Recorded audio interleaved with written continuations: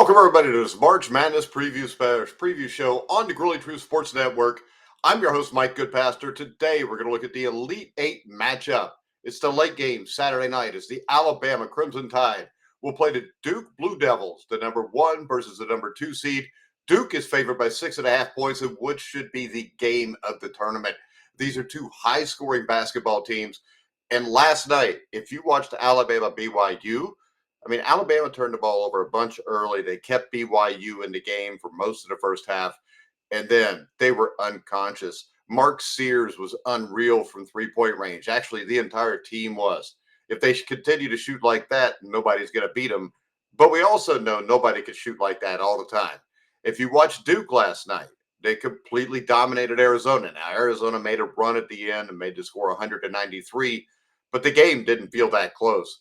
Cooper Flagg, Nipple, these guys are dominant college basketball players, and they're going to be hard to beat.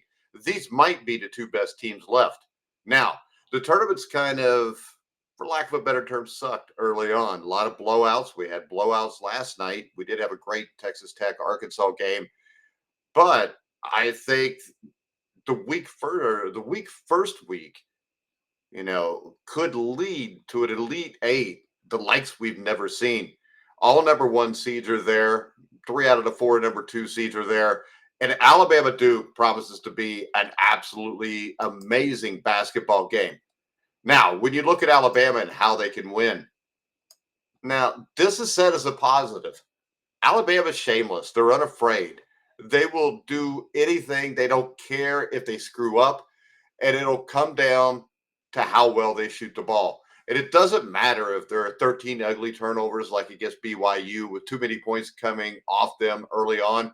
Mark Sears will answer by making a three, and life will go on. He hit 10 last night in 113-88 win over a very good BYU team.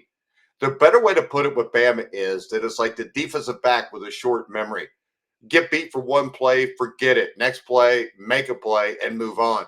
This group has the size and quickness to handle all of the Duke talent. It gets to the free throw line, it scores on the move, it gets more points from the backups. Bama scores, they score more, and they keep scoring. Now, there's one problem with that, though. And there's always a problem. Everybody has a weakness, or at least a weakness in a matchup. Duke doesn't miss. That's the weakness. You want to get into a track meet, Alabama. Okay. Duke's going to say, let's do it. The Blue Devils are 8th in the nation in shooting percentage. They hit 38% from 3. And worst of all for the Tide, they're great on the offensive boards. Now, Bama is fantastic at crashing the defensive glass. It got 27 rebounds against BYU just on the defensive glass.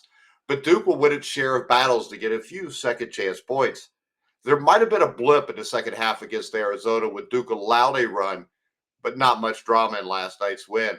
The Blue Devil offense is just too efficient. It won't give up hardly any turnovers for Bama to convert into easy points. It's the difference between them and BYU's high-powered offense.